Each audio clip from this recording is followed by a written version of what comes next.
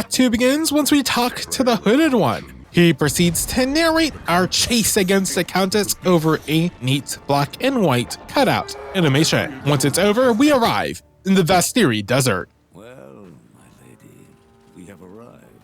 The Vastiri awaits. Good luck to you. Curiously enough, our escort sends us off. And correct me if I'm wrong, but I believe he's the initial guard that greeted us at the Clearfell encampment. Cool. This is where I take a moment to observe our environment. The red sand is the detail that immediately strikes out. This is already a more interesting visual location compared to almost anything in Act 1. I suppose now that we aren't contained to a small county, the designs can start getting it twisted. Talking to the Hooded One reveals that we have stopped at a trading post in order to contact a Ardava Caravan. Thankfully, they are an honorable people due to their venerable history, so their assistance is all but assured. We only travel a few steps before stumbling across a Wayfarer stone. Told us through a format of a free verse, the message boils down to making sure that we are aware of a toll at the gates. Good to know that my tax gold is going to such valuable ornaments. So, the matter, Keth. Strong-minded women aplenty. I approve. After stepping into the Marakat Bazaar, I talked to the only person we're allowed to, Zarka. The caravan is stuck due to the hyena raiders blocking the path forward. Clearing them will not allow them passageway, but us as well. Some guards are fending off a pack of hyenas, which is cool to see. They have health bars, but I have no idea if they can die or not. Not that that really matters to us. The elite hyena type are these much larger hyena centaur hybrid creatures. Wacky. Evanstride is a rare mud golem, but unlike the simulacrums from the Devourer's lair, they are not only way chubbier, but much less elemental looking in nature. I hit level 18 an encounter or two later and place my point into the tier 2 pure energy node. This grants me a rather massive 30% boost to my energy shield and a moderate +10 to my intelligence. This raised my current shield value from 150 to 190, and it will only get better over time. Sheesh. Bugging me alongside the hyenas are some undead, but more annoyingly, some desert critters. A devastated camp contains some corpses, a rare chest, an uncut gem, which stays uncut for now, and some still alive guards. Well, if you aren't guarding anything, can you really be called a guard?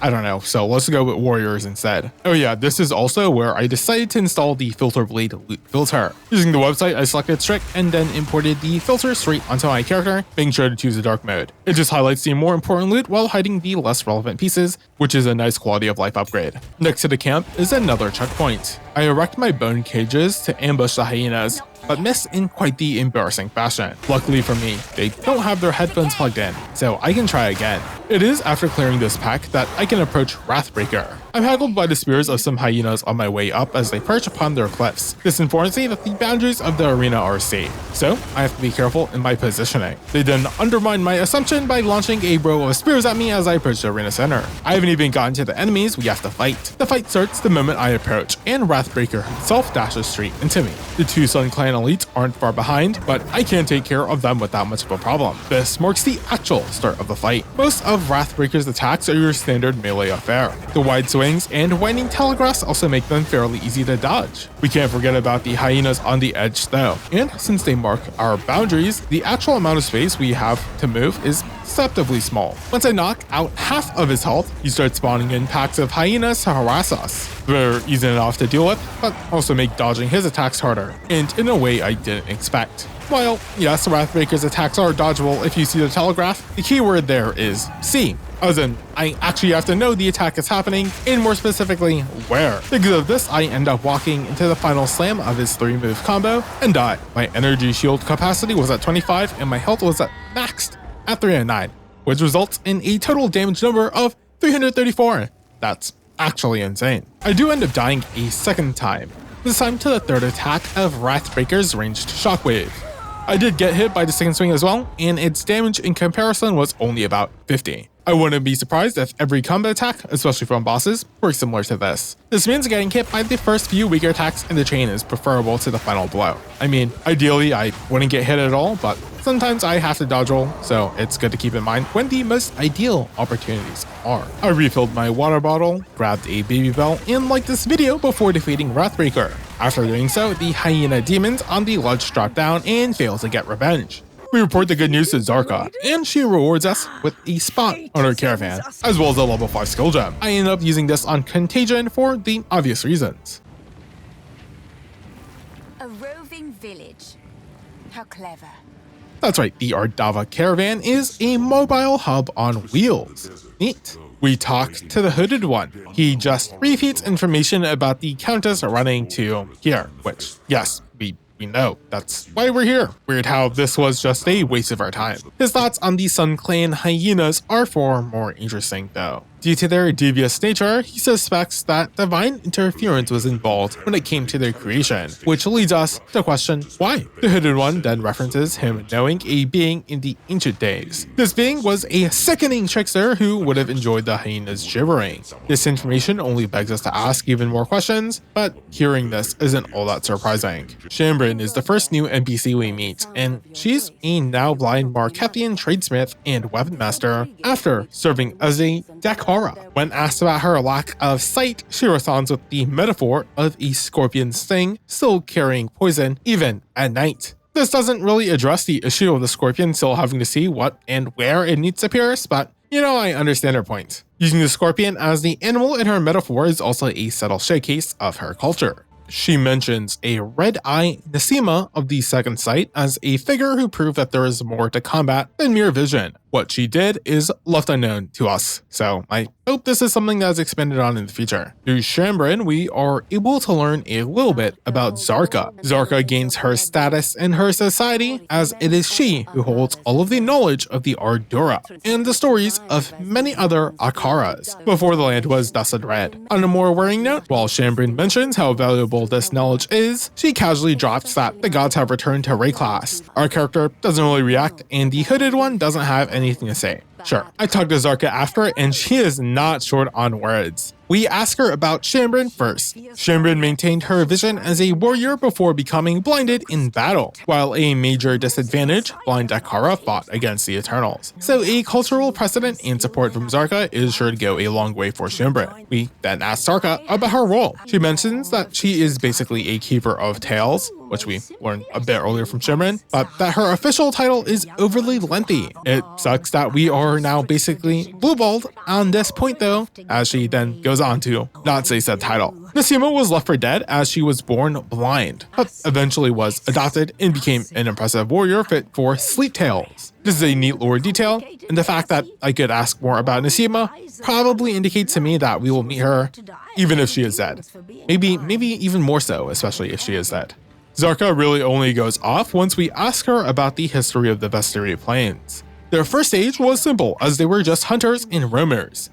Then the plains became barren through an ice age known as the Winter of the World. Those 1,000 years were suffering and became worse when the southern tyrant, On, fell. Their death was the catalyst for an era of darkness, born of blood and bone.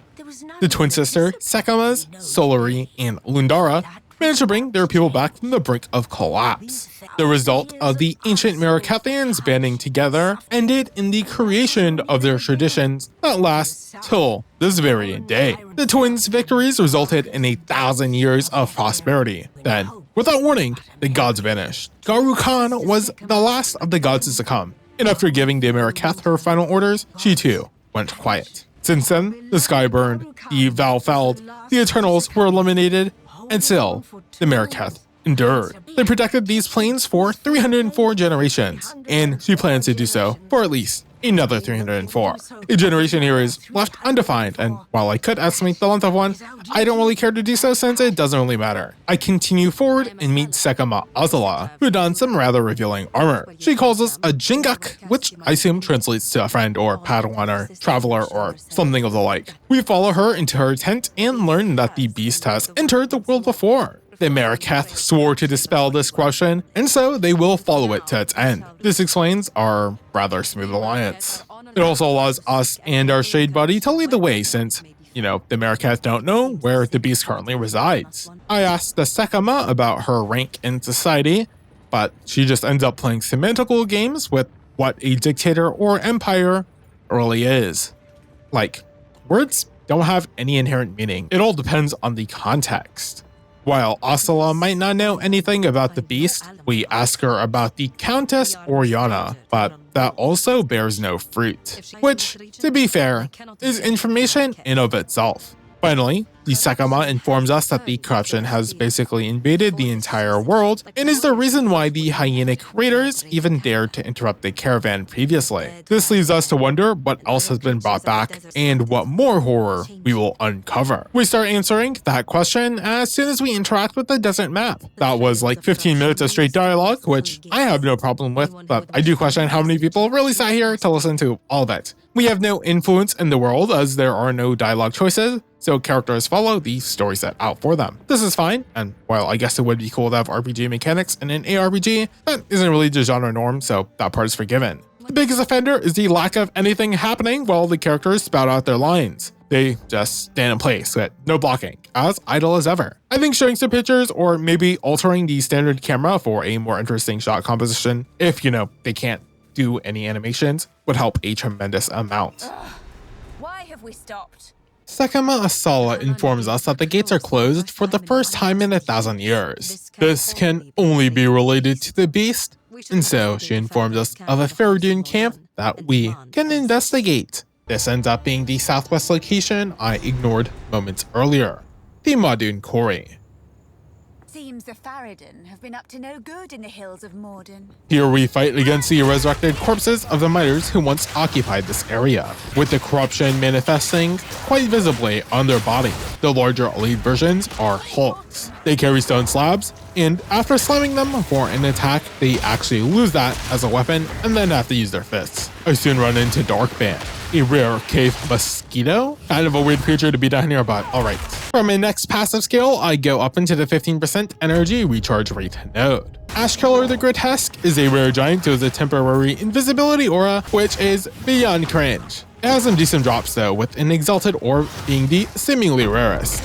This augments a rare item with a new modifier. Neat. The rare chest is, unfortunately, worthless. This is where I realized that I actually needed to script the video for Act 1 and took a break. I respawn back in the Mawdun Quarry days later and die as I'm AFK. I guess that's a good reminder to pause the game if I walk away from the keyboard, which doesn't really matter on, a normal character, but if it was a hardcore character, rip. Not far from the checkpoint is Jamunra's book. This book blatantly just exposes the Jamunra's motives in a rather straightforward way. Like, why is this book just lying around here? At least with Count Geonor's journal, it was written in a self-reflective way and was contained within his own chambers. That makes complete sense. This book is just here. I understand wanting to convey the antagonist's ambitions, but this was pretty forgettable. I run into a checkpoint before entering the narrow ravine. I expected an actual encounter or something, but no, it's just a bunch of ads. I have no idea why that exists because there's a checkpoint right next to the Mawdun mine entrance like 5 feet later. This lot were left down here to die. Or worse. The first enemy I run into down here is some stone cave creature named Dark Whipper the Accursed. It doesn't drop anything good for us though. After killing it, I finally allocate my skill point for my level up from forever ago. I have no idea why I held off on leveling up for so long, especially since this one is rather major. Dampening Shield grants us a 28% increase to our maximum energy shield. Gaining 12% of our maximum energy shield as additional sun threshold is also rather useful, especially for boss fights. I return to the caravan and disenchant my loot. The Hooded One has a dialogue tag for Asala. I appreciate more dialogue appearing over time. I just wish there was a better system than talking to every NPC after entering every area to see if they have anything new to say. We don't learn much more about Asala from him, but the Hooded One goes on to compare her to a young woman he once knew in Keth, who attained divinity. The interesting part is the allusion to the Hooded One's true character. Him mentioning such a figure with such aloofness is basically confirmation that he is also a god, or at least was once one. Shambrin also has thoughts on Asala, and once again, the more interesting section is when Shambrin discusses them not having enough numbers for Asala to yet spark her divinity. This puts the question of the requirements for divinity in my mind, and speculation that we might eventually reach this stage. Of course, there could also be, greater thematic implications. I'll probably talk about that when we get to that point, which I assume we'll probably get to, because why bring it up if we're not gonna do anything with that. Back in the mines, I get stuck on the wall because I pull way too many ads and die. Whoops. The checkpoint actually pulls me back to where I need to be though. Raja, the Dread Engineer, is some sort of augmented humanoid, and she's keeping Risu, a Faradun defector, locked in a cage.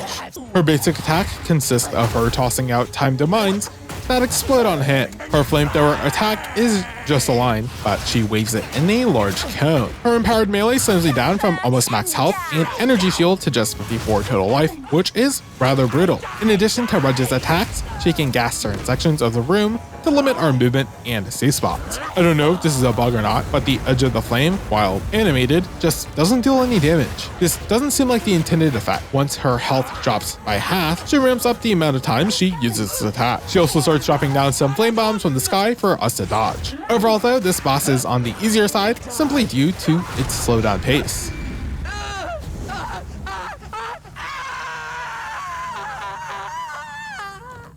I obtained a level 5 skill gem at some point, and decided to invest it only after the boss fight. I first think about bringing Bone Cage up from 3 to 5, but this one is kind of since it only boosts the cage's physical damage, which is not why I use the spell. So this is where I end up going for the Raise Zombie skill. Having more minions sounded neat, but unfortunately it just did not vibe with my playstyle at all. The zombies were just too slow and didn't do enough damage. I guess that makes sense since all my damage nodes went into chaos, so I guess respectively the minions would be far worse. My level 6 skill gem was a difficult choice, but I eventually invested it into Contagion over Essence Drain due to Mercury being in retrograde. I free the Faradun defector. She wants to return to the caravan before revealing any information, which makes sense. And this time, she doesn't actually just portal away. I waste a bunch of time clearing the rest of the mines, but there isn't actually anything for us to find, and so I return to the caravan. The Hooded One relates to Risu by recalling a time when he made a similar decision of betrayal. There were men and women who believed themselves to be exceptional, which the Hooded One emphasizes as them being terribly, horribly correct. Seems like godhood is not all that it's cracked up to be. Asking the Hooded One about the Faradun reveals them as the Mariketh's dark secret. The Faradun are composed of the Mariketh who were abandoned at birth due to one reason or another. Yeah, I understand that life is tough, but abandoning babies at birth is pretty messed up. When talked to, Shambrin states that while she will continue to decry the Faradun, she is sympathetic to the core reason they revolt, which is an understandable position to hold. When asked about Risu, Shambrin emphasizes that Risu's fate depends on her information, but that the Ardora will never accept her since she is a traitor to her people. I assume that despite the context clues and how Ardora has been used, it means this troop or caravan. This statement helps reinforce the core themes of loyalty presented through the history and primary narrative of this conflict between the Mariketh and Faradun. We finally talk to Risu.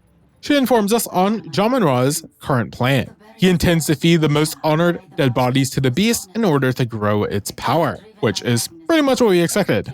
We inform her that the Halani Gates are closed, which prompts Risu to provide us with actual useful information. She knows of a hidden passageway used by the traitor Sekhema Balbala, which can let us through. This then reveals all of the optional dialogue.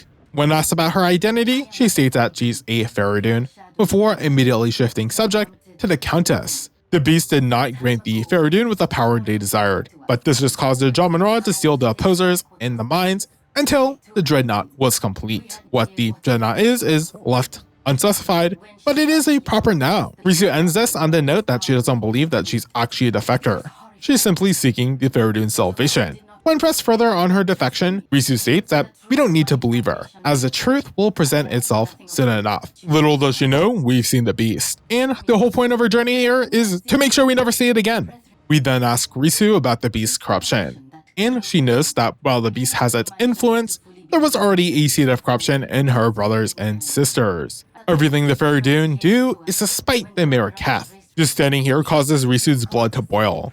But even though her faith is in the hands of the Asala, which remains unknown, she wishes to save her brethren from the fate they've succumbed to. It is interesting that Risu points out that the Asala promises to bring the Meerkat back to glory, but in comparison to what the Faradun have had, this seems completely unreasonable. The absolute inequality is pretty bad. Risu doesn't trust the Hooded One, but she at least realizes that it's the same reason we would then not trust her. Risu has many words about the Countess and the Beast, but not the Count. A rip. He's pretty much been forgotten at this point, which kind of sucks because he was kind of our primary villain since he was the one who put us to execution. But I guess that was due to the Countess, so I guess she's the new villain now. Well, I guess technically the Beast is the primary antagonist and the Count is like the acting voice for it, so. It turns out that Oriana was the one who originally banded the Faradun together under the promise of power. Oriana is still a foreigner, so it seems like we need to travel to her homeland at some point. In her leave, the Faradun united for the first time, took the quarry, and built the Dreadnought. When the Countess returned, she did bring back power, but in the form of the Beast, and a resurrected Jaman-Ra. Risu is ashamed, but admits that she was a devout follower until the day she, the Countess, kept her promise. Once we finish talking to Risu, we inform Asala about our newly acquired knowledge. She tells us to infiltrate the supposed passage without being detected. I will be the first to let you know that there are no stealth sections up ahead, which, to be honest, a short stealth section would have been fine. Asala reaffirms that Risu's fate lies mainly on her information, which is surprisingly fair. Before leaving, I check the front of the caravan. This whole operation would be more efficient if they were dead. I can't say I disagree even in iota. Using slaves is pretty dastardly, but it does imply the brutality of such a society. I can't say that this notion of brutality in their society is conveyed that well though, aside from, it being told to us. Like, we're complete strangers, and yet we were treated with no hostility, and the Asala just trusts us 100%. I also feel like there are just not nearly enough slaves to pull this rather massive caravan. Creepers and crawlers in dark spaces. How wonderful.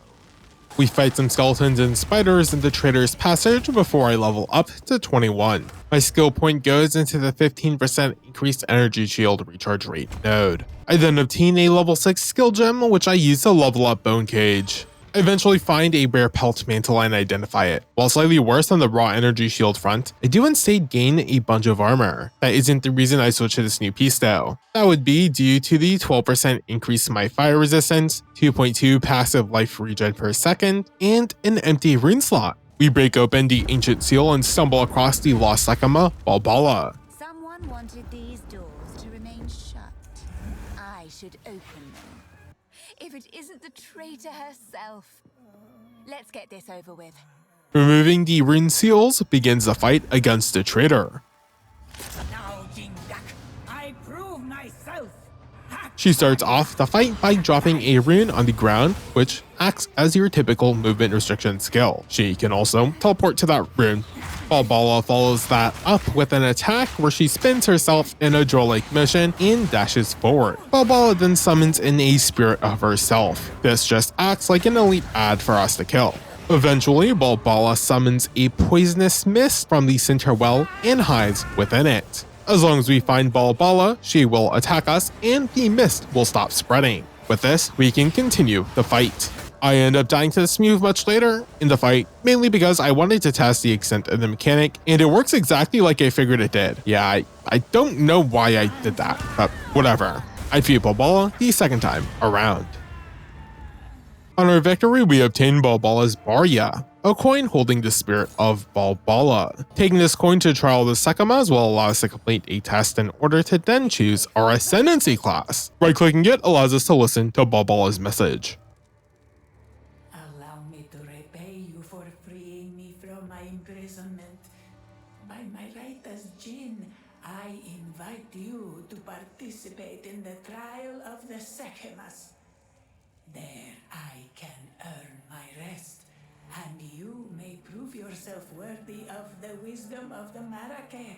I finally level up on Earth from 2 to 6 because this increases the amount of bone constructs that are created from 8 to 10. Crazy. With Balbala's spirit released, there's nothing else for us to do, and we can leave the passage to enter the Halani Gates. Recent corpses. An easy distraction. We summon Asala and she opens the first gate. The statues come to life and attack us, and for some reason they're terracotta soldiers, which are Chinese, even though this whole act has stuck with the Arabian theme. While this happens, we witness the caravan traveling below us. This is a pretty sick visual moment that helps sell the impact of our actions. Before arriving at the next gate, we stumble across the forward command tents. Amidst the impaled corpses is Lim the Impaler. She's just a rare enemy though, and not a mini-boss, which is fine, but disappointing. Asala opens up the second gate while we fend off the ads. Unfortunately, the mechanism to open the third gate is broken, which prevents the caravan from passing through. The fact that the gears can just become dislodged and that there isn't even a second or tertiary way to open the gate seems like a massive oversight, but whatever. We encounter the caged beast and the risen king, Jaman Ra.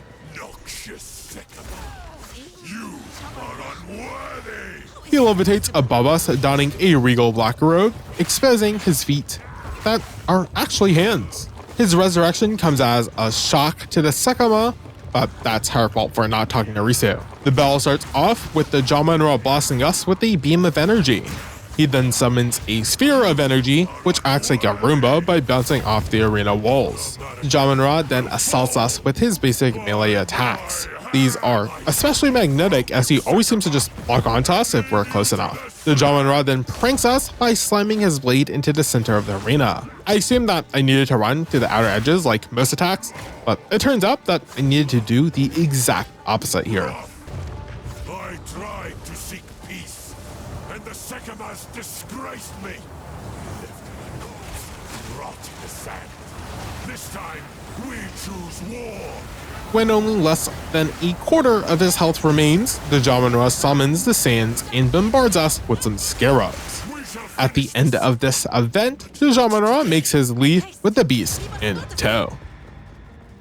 Jaman Ra, the corpse king, is running away. Ha. Quickly! He conjures the very sands against us! This is no natural sandstorm. We must battle sorcery with sorcery. Let us return to the caravan and entreat Zarka's wisdom. While we can activate a checkpoint, the unnatural sandstorm blocks our path forward and forces us to return to the Ardava Caravan. This is fine, but it does feel a little odd that we don't interact with a waypoint or a portal doesn't spawn to take us back. Forcing us to portal back to the caravan is fine. It just feels a bit wrong. The Hooded One now has some idea for what the Faradun intend and lets us know that we need to head towards Deshar. Of course, he decides to not fill us in on that reason. The Hooded One has some thoughts on Shimrin and Zarka, but we never see him or any of these characters do anything or interact, so it's hard to actually care. What is interesting is the rumination the Hooded One undergoes when talking about Zarka. He hears her stories and yet cannot correct her on those he knows, or what he thinks he knows. Surprisingly enough, the Hooded One addresses the slavery issue. Most of them are seemingly prisoners of war, and while working, instead of being executed is not really a choice. The brutal nature of the desert and its lack of resources are a good enough reason to justify them in the context of this culture and world. It is weird that this point is brought up this one time and then not touched on ever again though. Shimrin has a request for us, but we've already gone through the Traitor's Passage, which she should know since we went through 2 of the 3 Halani Gates. We can get more information about Balbala from her. Thousands of years in the past, the Sekhema Balbala was offered a Welakath, a mythical elixir of great power. However, this ended up inadvertently causing her to betray her Akara, as this mythical elixir was a trap. This led to her entire brigade dying. She was imprisoned for this act and served the time to lift this blight from her legacy. Unfortunately, it has been several thousands of years since this happened, and her imprisonment location was lost to time, until now. Shimrin also has some thoughts on Orisu and the Hooded One. Once again, it would be cool if they actually interacted with each other and did something in the story so I could actually care. In terms of gear, I remembered that I needed to install a rune into my chest piece and decided upon the Iron Rune. When used on armor, it increases its armor, evasion, and energy shield by 20%. Not bad. We talk to Zarka and she reveals to us the existence of Orbala's horn. In regards to Balbala, her spirit will guide us through a much deadlier than normal trial. After that, she rewards us with our first level 7 skill gem. Before using it, I ask about the Jaman Ra. Apparently in the past, he committed such vile acts like spreading the dangerous idea that the Faradun and Mariketh were equals. This required multiple Sekhemas to rebuke him. They didn't even defeat the Jaman Ra as he killed himself. More and more, I find myself siding with the Jaman Ra.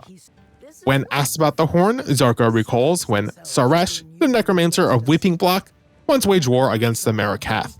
This is when Orbala set forth on a quest to master the elements. Proving herself to the winds, she was rewarded with the Horn of the Vastiri, the artifact we're after. For this victory, Orbala was made the Sekhema of Sekhemas, and later on became the Queen of the Wind, Garu Khan, the greatest goddess of the Mariketh. She sounds important enough, so I wonder if we'll see or hear more about her later. The level 7 spell gem grants us a new tier of spells. I decided to pick up Profane Ritual. The spell marks a corpse with a rune and deals chaos damage over time. Once the ritual is complete, I gain a power charge, which isn't relevant to me at this time. This spell is fine, but because it requires a corpse, it's more suitable for ad clear, which is not a problem I have. My real issue is in single target DPS. I guess technically I could go on to switch out my build, which I guess I should, but it's been working fine so far, and so without any other incentive, I don't. Before talking to Sekhema, I talked to Risu. This is where she reveals that the Dreadnought is the name of a moving caravan, much like the one we're on now.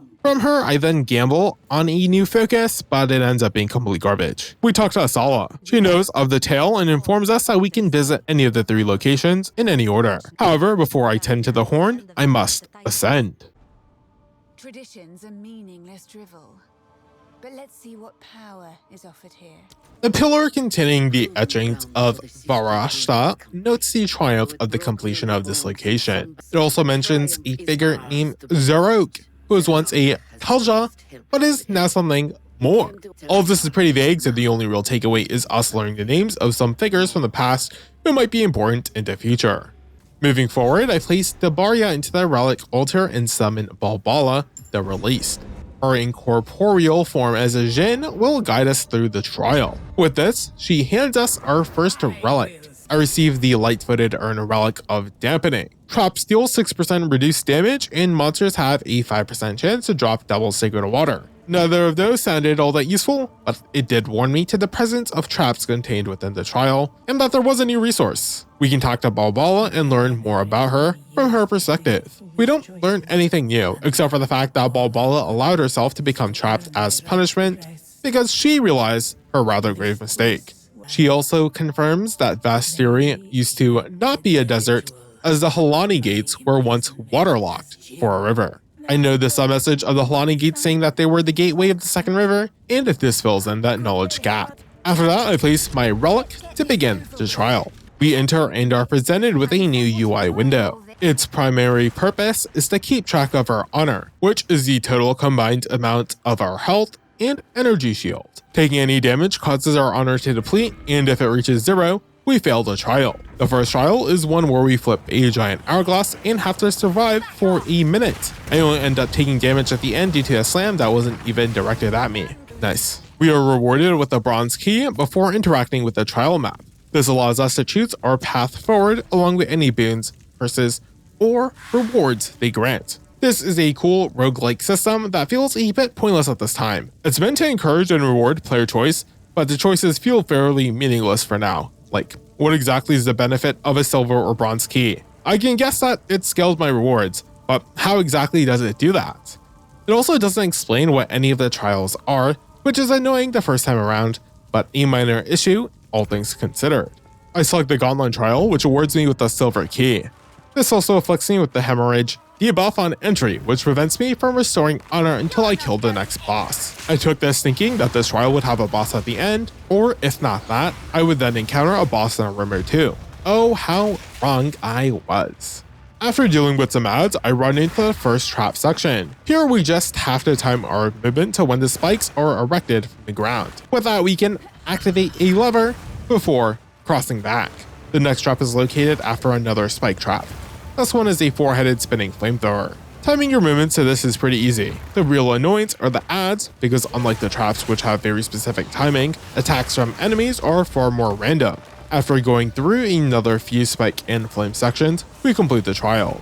The next room I select is the escape trial. This rewards us with another silver key, but afflicts us with the spike shield debuff, which grants monsters an extra 50% max life. I enter the room and note the obvious death crystal. I need to find and disable all the crystals, as any of them still active when the timer expires will damage us. Seeing as I can't afford to lose any honor, especially with the hemorrhage debuff, failing this would basically force us to restart the trial. I interact with the death crystal and the 20-second timer begins. I note the direction of the particle and mostly follow it. However, once ads join the fray, I realize that my best course of action is to just completely ignore them and to only activate the crystals. My next trial is the Chalice trial. This one requires me to defeat some rare enemies in order to proceed. This section forces combat, which is fine. From Ebon Talon, I obtain a Bloodstone Amulet, which is the first true gear upgrade I've had in a while, especially since the chest piece was not a pure upgrade.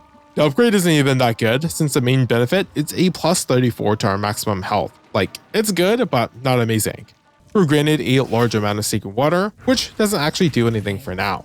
Our next section is another gauntlet trial. I ended up getting stuck here for like 8 minutes because I could not figure out how to access the second lever due to the tattered blindfold debuff hiding my minimap. Also, I mentioned the odd hitboxes of the fire during an earlier boss fight, and here it works out to our benefit. Again, after completing the trial, we can take on a pledge to Kochai the Inscrutable in order to alter the parameters of this trial. This allows us to receive both a boon and debuff. The first one, Adrenaline Vial, restores 63 of our honor upon entering a boss room, but we can't restore any honor, so this is useless. Speaking of, removing Hemorrhage for another affliction isn't that bad. Then we have the option to gain 3 random minor boons in exchange for the Death Toll, where after completing 8 rooms, we would take 167 damage. We don't even have 8 more rooms to complete, so this is basically 3 free minor boons. Orbala Statue and Fountain of Youth deal with honor, so they're useless. But the Ornate Dagger boon allows us to deal 50% more damage, which is not nothing. I proceed through another Gauntlet trial, which is arguably the worst when it comes to preserving honor. The first chunk of damage I take is from a Serpent Clan member that just pops up from the ground randomly. Nice, very cool. The second chunk is more my fault, as I end up just walking into Tomb Trigger's Fireball. This leaves me with just 256 honor. The foe ahead is formidable. Steel yourself. A formidable rock challenges me. Rattle Cage starts off the fight by releasing a 3-tiered Nova from its body. RIP melee characters. In fact, this whole fight, honestly not even whole fight, the whole Ascendancy trial is super fucked for melee characters due to the whole honor mechanic. Rattle Cage has multiple melee attacks. The first one it uses ignites the ground beneath us and spawns mini volcanoes that launch tiny flame balls. This is pretty annoying. Its next attack is a multi-arm ground slam combo. It follows that up with an empowered fire melee attack. All of these are pretty easy to dodge as a ranged caster. Once we knock off half of Rattle Cage's health, the Earthbreaker is enraged. This causes stalactites to fall from the sky, which only further limits our movement. Where these fall is telegraphed at the very least. I get splashed a few times, but never get hit by a direct attack, because if I did, I would almost have certainly completely failed the trial. Trying not to get hit at all forced me to focus completely on dodging, and this made the fight feel like it lasted much longer than it did.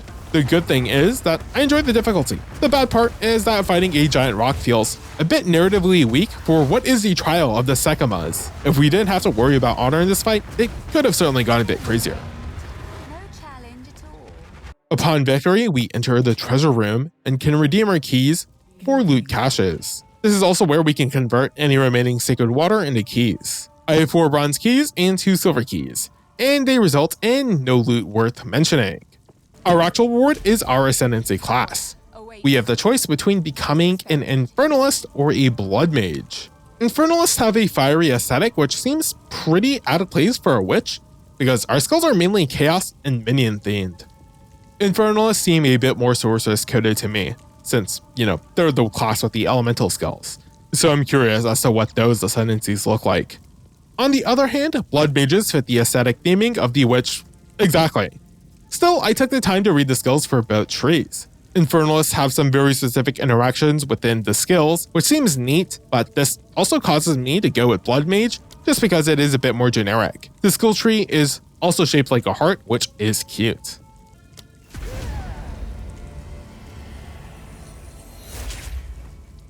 Of my blood, they will see true power, and of my blood, they shall know true pain. After ascending, we talk to Balbala. Her spirit has been set free, but she's decided to stay a little bit longer in order to restore the trial location to its former glory. If we find more coins, we can attempt more trials. With this taken care of, we can now start assembling Urbala's Horn. The skeleton city of a once great culture. How adorable. We arrive in Keth, and I can't help but note that the subtitle for the witch's line is missing a word. Game ruined. Walking a little bit further allows us to interact with a wafer stone. This greets us at a city of 7 waters, which obviously no longer stands. This means, in an interesting revelation, that these stones are thousands of years old. This is a rather minor recontextualization, and while it doesn't really have any relevance, it is an interesting world building detail. While traversing the sands, I level up, and this is where I noticed that I can confirm my ascendancy points. I don't have a choice when it comes to the first two. The first node grants us a simple 3% increase to our maximum life, which isn't that bad, but we've gotten some pretty insane energy shield nodes. The second skill, Sanguimancy, is why we became a blood mage. This node grants us a skill of life remnants, and causes skills to gain a base life cost equal to its base mana cost. Life remnants restore a portion of our total health, spawn when we critically hit an enemy, but have a 2-second internal cooldown. I do think that it's a per enemy cooldown though, just based on how I've seen it interact with ads. This makes them the life version of Grim Harvest Axe. Since skills now have a life cost, this kinda sucks. The upside is the fact that if we can stack life remnants, we can then overflow our maximum health. As for my actual skill point, it goes into a +5 intelligence node. Kabbalah, the Constrictor Queen, slithers into battle. Serpent Queen, slither for me.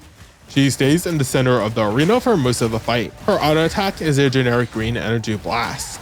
She can also swipe her tail in a rather difficult move to dodge. Eventually, Kabbalah siphons the sands to summon undead cobras. The witch notes her appreciation for Kabbalah as a fellow corpse raiser, which I find oddly satisfying. The most dangerous move Kabbalah has is when she raises bone spikes to block off most of the arena and dives into the ground. Here we need to find the opening in order to dodge this attack before Kabbalah emerges with a brief explosion. Kabbalah's corpse rewards us with a regal orb and, more importantly, a book of specialization. Quiet your tongue, serpent. This grants us 2 passive skill points, which I put into a generic intelligence node, and a 5% increased chaos damage and 5% increased skill effect duration node. While clearing out a pack of Serpent clan members, they drop a Kabbalah clan relic. By the terms of the third pact, the Constrictor Queen was banished from Keth, but given the Eastern Sands. We need to find the connection the relic awaits. A set of stairs takes us into a looted vault. Nice. A second set of stairs takes us into the Shrine of Hotak. This grants us a rare chest and a small amount of gold. It is worth noting that the first time around, I didn't loot every item in here, which meant this location was not marked off the map. That's kind of annoying, but whatever. A final set of stairs leads us to the Lost City. The once verdant city is still mostly intact, but overwhelmed with sand. Pretty. I level up and obtain the second 5% increased chaos damage and 5% increased skill effect duration node. Down here I find a rare tomb and am rewarded with a level 6 uncut spirit gem. I was justifying using chaos bolts because it applied withering, and so I checked the other classes for what buffs they had. I ended up selecting the sorceress's Arctic armor buff, which conjures a multi-stage barrier that deals damage to an enemy that lands an attack on me. This is where I finally realized that I made an insanely fatal mistake all the way back in the Ogcom Manor. This was giving Grimfeast the Vitality support gem. Because I could just engrave it, I didn't realize that there was an additional 20 spirit cost. That's why when I saw that I currently had 30 spirit available, I thought I was free to get another spirit skill, no problem. well, not having Grim Feast this entire time sucked, it's most useful when dealing with ads, which is not really a problem I have. I find an uncut skill gem and pick up Pain Offering. Unfortunately, this skill doesn't work at all, and I think that's because when the skill refers to a skeleton in its effect text, that's one of the persistent skeletons that requires Spirit, which is something we certainly don't have now. We soon stumble across the Galleria. What a disgustingly shiny thing. The 9th treasure of Keth is a golden beetle that shits out much smaller golden beetles. This is a cool encounter, and I wish the beetle had like double its health, just so I could fight against the creature for a bit longer. After that, I level up and can take the third 5% increased chaos damage and 5% increased skill effect duration node. The damage is there, but a total increase of contagion duration by 15% is nothing to scoff at.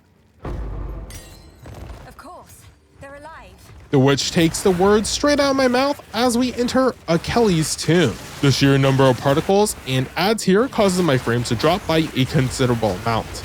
It does feel pretty good though. I read a final testament written by some unknown figure detailing the fall of the city due to a never-ending winter. She's unsure of the Halani's fate, but is sure that they will wake up one day. In the room, there are 3 offerings, one to each of the elements.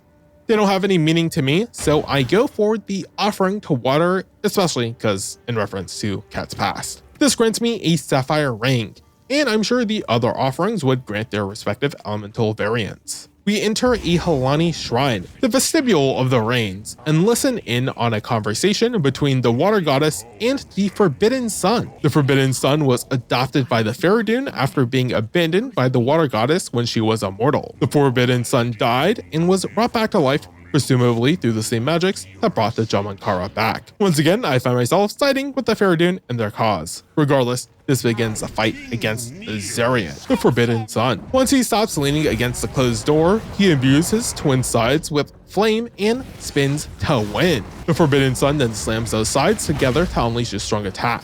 In a cool twist, if a Zarian hits one of the pots in the corners of the room, they explode and cause the surrounding area to damage us. The Forbidden Sun channels a large wall of heat from the ground and tosses it across the arena.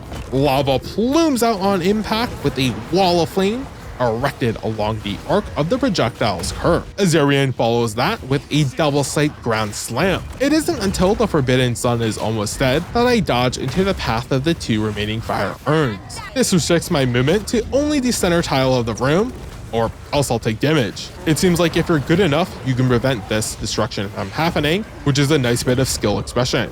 After Azarian's undeath, we can enter the Shrine of the Water Goddess. In a rather cool artistic choice, the physical appearance of the goddess is depicted as if she were carved out of marble. An open wound exposes her insides and ties into her request. She was awoken from her slumber, but so much time has passed that no one remembers her anymore. Thus, she requests for us to end her suffering. Through a sparse amount of words, she thanks us for finally giving her son peace. We try to question her about the essence of water, but aside from knowing that some of it still exists in Keth, we don't learn anymore. I pick up the conveniently placed ever-burning cinders, but before igniting the goddess, I loot every single urn. Not worth it.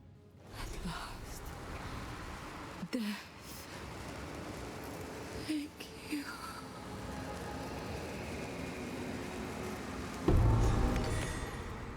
By your request. We obtained the last few drops from veins as dry as sand, which have coalesced into the essence of water. I return to the Ardava Caravan, swap one of my intelligence nodes for a dexterity one. This is so I can then engrave Bursting Plague onto Essence Drain. Bursting Plague causes poisoned enemies to gain plague over time and explode in a plague burst on death. I figured that doing some wacky poison stuff on Essence Drain sounded neat. Unfortunately, this really only boosts my ad clear, which is not something I need. Titans lived and died here. What fate wrought their demise? The ads in the Valley of the Titan are pretty neat, because there's just a lot of large creatures. Most interesting of which are giant skeletons called Goliaths, which just fall down on you using their entire body. Sick. There are also golems, which are just giant skeletons. I level up and can finally invest into the lingering horror node. This grants me a 23% increase in my chaos damage and a 15% increase in my skill effect duration. Nice.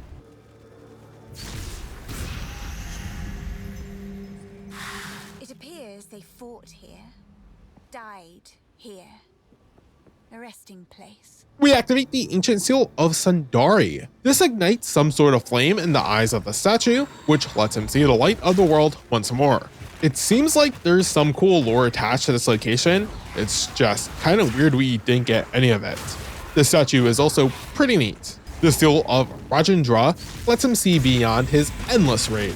Just activating these seals is a bit off.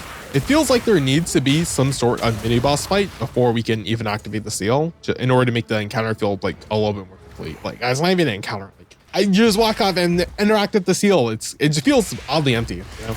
That's the point. Thank you. The offering to Amaret is where we can place the Snake Clan relic from Keth in. We need the other half, which is likely to be in the Mastodon Badlands if this is where the statue is. The final seal of Shakti lets him see so he may forgive. Once all the seals are activated, we find ourselves at the Ancient Clasps, which grants us access to the Titan's Grotto. This was certainly off limits to mortals. How exciting. A spiral staircase circles down a colossal statue. In fact, colossal statues adorn the brick-laden walkways of this area, and this results in a massive scale of the environment, which makes you, the player, feel small. The deep baritone choir in the background only adds to the menacing atmosphere. Not far from the entrance is the Days of Reckoning, an ancient ritual site. One still lives. For now. One of the statues in the background, Zelmaroth the Colossus, is animated back to life. It stabs its blade into the arena's center spiral and begins the fight. It continues its initial attack by dragging the blade back to its chest. After that, it slams down its left arm and swipes it across the arena. Zelmaroth slams its forearm down before launching a flurry of wisps from its mouth. In a fit of rage, the Colossus releases a concentrated beam of energy into the ceiling, which forces us to dodge the incoming rubble. The closer Zelmaroth reaches the end, the more it relies on releasing beams of energy at us. It evokes that same energy beam and blasts it across the arena. The scale of this fight is cool and the moves are visually neat. However, even though there are a good number of mechanics, oddly enough, due to the ranged nature of most of these attacks, sticking right next to the statue's chest and arm ends up being the most viable tactic, even as a ranged caster.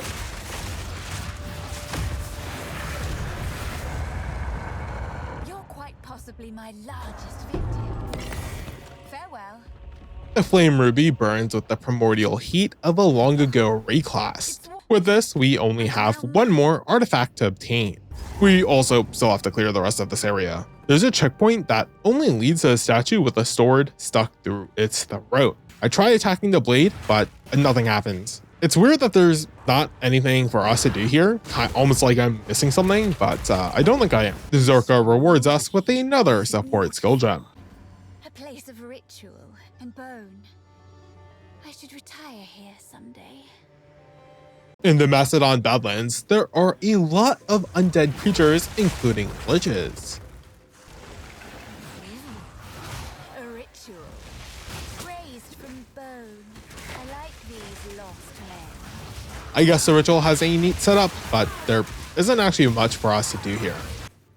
Pit graves and necromancers. This place just gets better and better.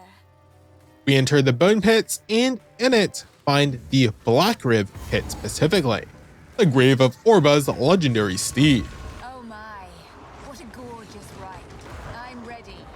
The fight starts with the necromancer summoning exploding runes and a skeletal mammoth running straight at us. Iktab the Deathlord then covers the entire field with lightning bolts.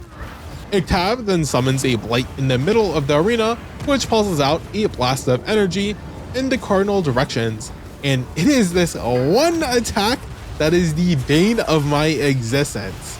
It seems like the solution to ranged characters having the advantage in boss fights was found, and that is to make sure that they have no range. You're forced melee now, buddy. While not great, this is where my lack of single target damage is quite the detriment. The relentless attacks of the Necromancer and Mammoth prevented me from taking a moment to stand still.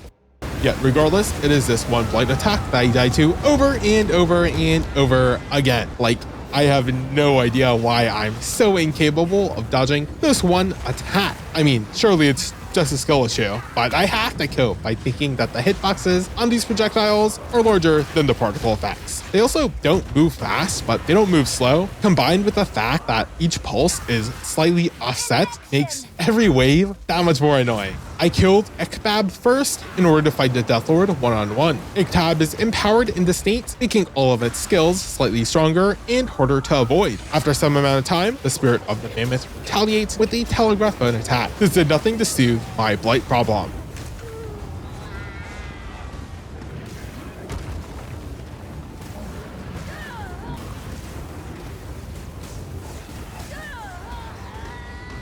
I eventually tested the strategy of killing the Deathlord first, so I would only be left with Ekbab, the Ancient Steed.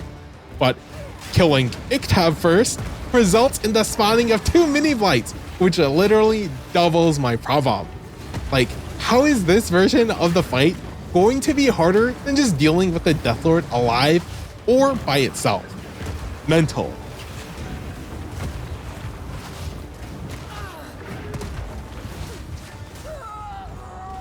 This results in me settling with the tactic of damaging Ekbab and Iktab, so they die at around the same time.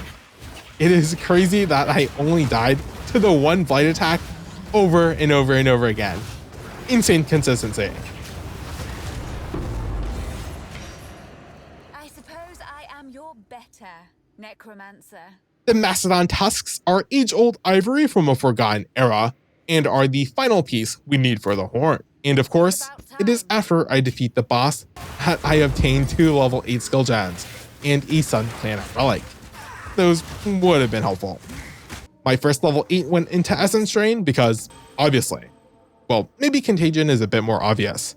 Still, this boosts its base damage floor to 27 chaos damage per hit. Taking Contagion to level 8 increases its base damage from 6.9 to 10.1, which is quite nice.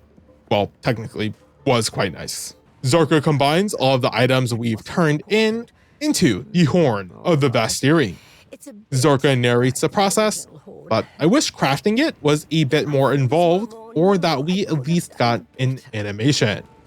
While not perfect, it's quite the legendary artifact, and this feels a bit unceremonious.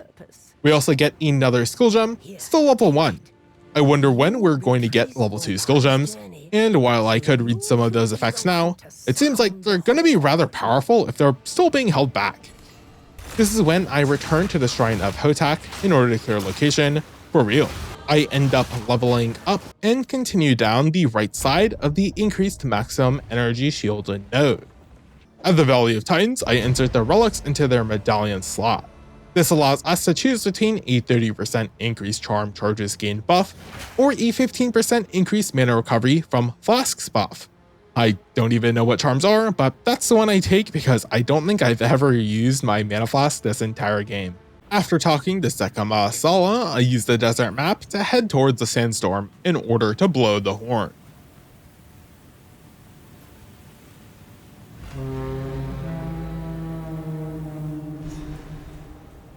With this, we can enter Deshar. But before we do, we hear out a request from Shambrin. Someone she knew made a journey to Deshar in the past and never returned. Shambrin simply wishes to end the pain of not knowing what happened to them. If I wasn't a hack fraud, I would then analyze if knowing the truth would really end the pain. Could this new knowledge then spur on a different type of pain? Perhaps it is better to not know. That way, reality can be whatever you wish. We asked Shambrin more about Lalaluma's disappearance. According to American tradition, those that prove themselves earn a burial in the sky, but the weak leap from the heights of Deshar and into the dunes below. There's an abandoned Aroa which suggests that someone visited Deshar recently, but I don't know how that was possible when there was a giant sandstorm in our way. Fitting in with the theme, we can encounter vultures and they hit hard. In fact, it's now that all the enemies have basically doubled their damage. We find a fallen Dakara carrying a final letter. Shaking hands scrawled extremely personal words of love, honor, and hopelessness. Great measures went into avoiding revealing who it was meant for, so obviously our character knows in an instant that this was Liluma. I level up and put my skill point into melding. This increases our maximum energy shield by 40%, but comes at the cost of reducing our maximum mana by 10%. Mana is not even something I've thought about as a resource, so this trade-off is super worth it. I would say that mana not being a resource I need to care about is probably an issue if they wanted it to feel like a resource in the first place, which they probably did, seeing as, our two primary resources are life and mana. So I approach the Path of Mourning, but don't take it just yet. Instead, I head back down to the dunes and run into the wretched sluice. Here we encounter two vultures, Yugen the Frostbringer and Hunan the Stormcaller. These two beasts are part of the anti-fun crew, especially because of the modifiers they rolled. Mugen regenerates life and has a temporal bubble, so it's impossible to kill. Hunan isn't any better because it periodically enrages and is hastened. This means that I need to both maintain distance from Hunan so it doesn't kill me, but stay right next to Mugen in order to even damage it. The leap attacks are brutal and kill me by the time I make it to the entrance. Yikes. The second time around, I kite backwards into a pack of ads. This separates the birds and with less deadly modifiers makes the fight much easier. Back at the caravan, we can show Zarka the final letter. Indirectly, she says to show Deshambre. I suppose if we never talked to her, we wouldn't know who it was for, but it's kind of hard to ignore the giant glowing sword floating above her head. Asking Zarka about Deshar fills us in on some more lore. The towering spires were built in order to return their people to the sky. This cultural explanation also ties back to Dejamankara throwing himself into the dunes, and why he now seeks revenge. After reading the letter, Shambrin burns it. When she returns to Deshar, she will mark the location of Liluma's body with something inconspicuous. I assume that this is because, while Shambrin wishes to remember her friend, she doesn't want others to know that she died dishonorably. She rewards us with a book of specialization, and I invest the points into some intelligence nodes as I head for more chaos damage.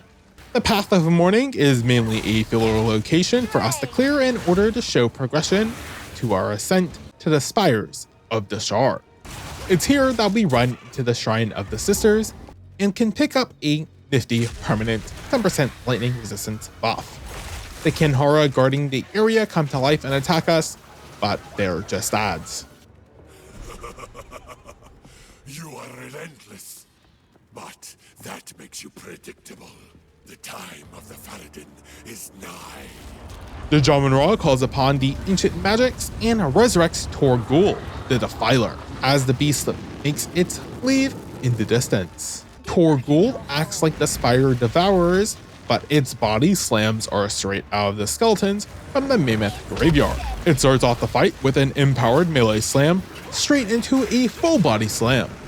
The Defiler then rakes its claws against the floor of the spire in an arc.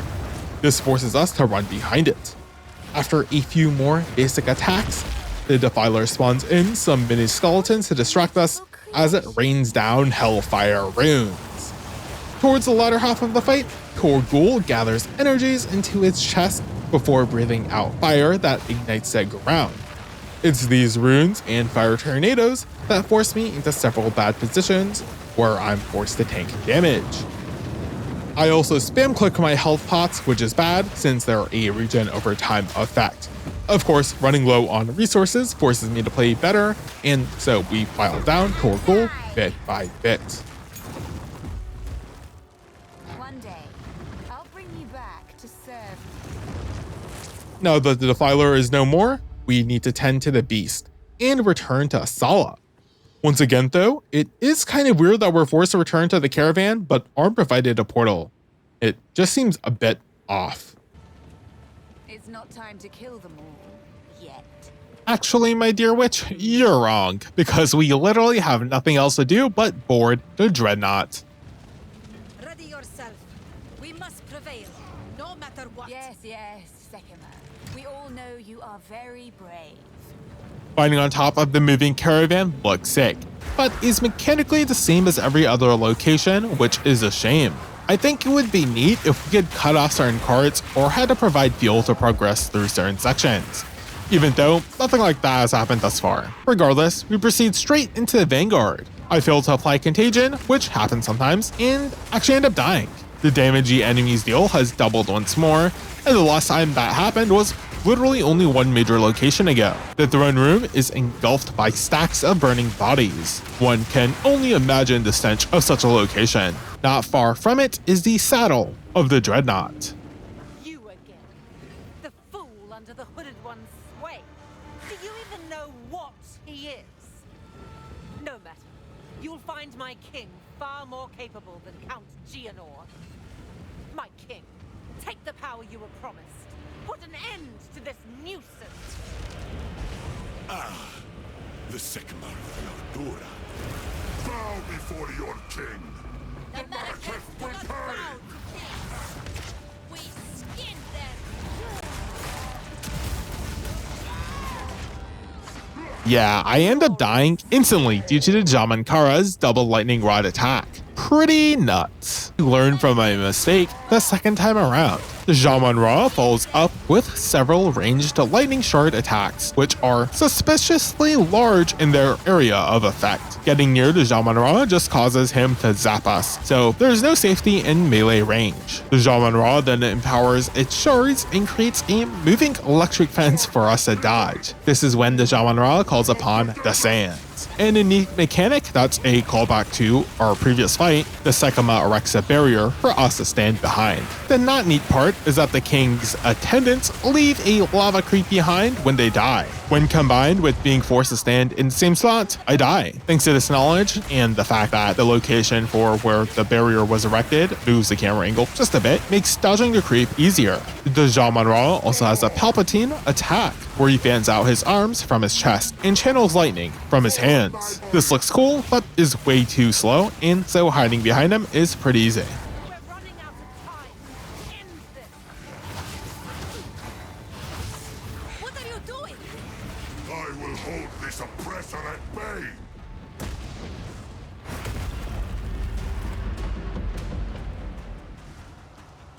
I don't have time for this. Sand bends to my will. Impede my enemies. The Jaman-Ra just slashing the head cart holding the beast from the rest of the Dreadnought was unexpected but sick. The Sekhema is out of commission, but Jaman-Ra is in his second phase. We regain our wits and stand.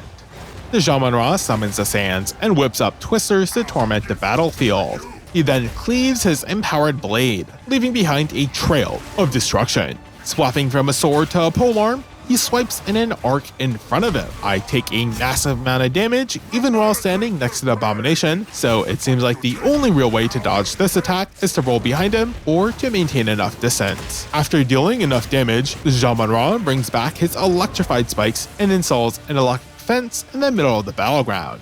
He does this again a few seconds later. These fences, combined with the tornadoes, in addition to the Jaman-Ra's attacks, make for quite the hectic battle. But unlike Count Geonor, who is fast-paced and unrelenting, the Jaman-Ra is tough and heavy. This makes for a fight that is more about endurance, as aside from the environmental effects, we just need to focus on dodging the heavy hitters. This isn't really a perfect contrast though. After dropping below a third of its total health, the Jaman-Ra conjures a row of spears of destruction, resulting in a wall of death. The best way to dodge this attack is actually through the middle, which usually means rolling through the Jaman-Ra directly. He also begins his flat out the sun attack, where he launches a flurry of blades at us. Honestly, this is probably the easiest attack to dodge. The Jaman-Ra then winds up another environmental attack by raining down a ring of lightning on occasion. This becomes a permanent fixture, afflicting the battlefield. The reason I say this feels like a test of endurance is because I ran out of health potion refills forever ago, and yet the fight keeps on going. Obviously, the solutions are 1. Play better, 2. Improve my single target damage, or 3. Actually upgrade my gear, especially since he doesn't seem to spawn any adds in the second phase, which makes our sustain infinitely worse. For now, I go for 1. As I enter the second phase the second time around, I pay attention to my health flask and notice that it is restored to full, which is a massive boon.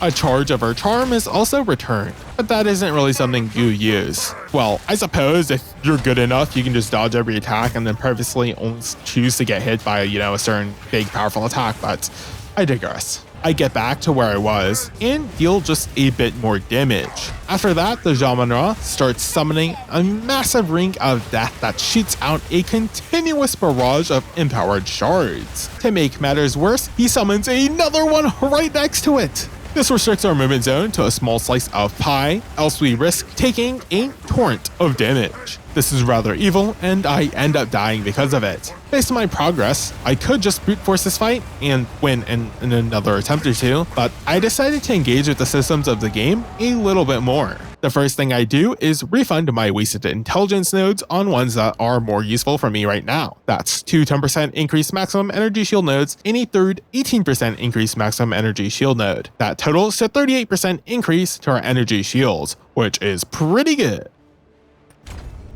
I then check the shops for gear. I've been pretty shafted on loot from the vendors and drops, so this belt that adds 68 life to my max is pretty decent. I could always use some of the orbs and try to craft something better, but I feel like I need a decent base piece. I mean, our wand isn't all that bad, but Our shield is beyond dogshit though, so I really should remedy that situation, but I don't. I mean, I tried earlier, but the gamble failed, and can you really call that a try? Honestly, after the energy shield boost and health upgrade, I felt confident enough because as long as I used less charges of my health flask, I could defeat the boss since I was close enough already.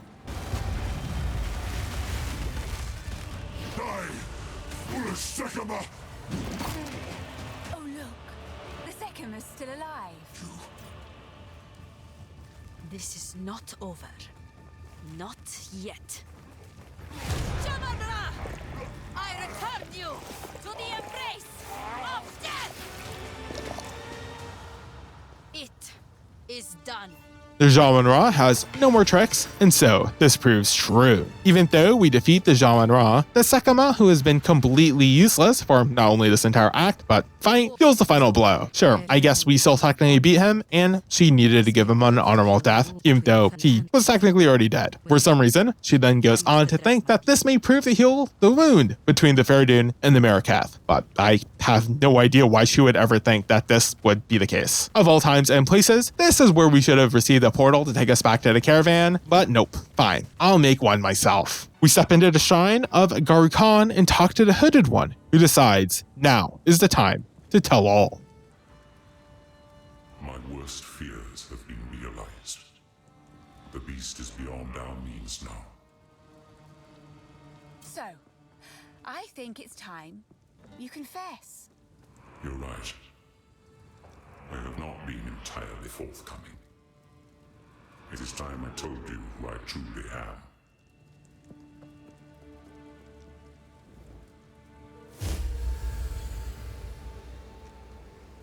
The Hooded One reveals his true form as Sin, the Thief of Virtue. It was he who originally created the beast, but it sounds like now he only wields a fraction of this power. The current beast has grown beyond our ability to contain it. I mean, well, we haven't technically even had a chance to contain it. The Countess has just fucked off over and over again, but I understand where we're getting at.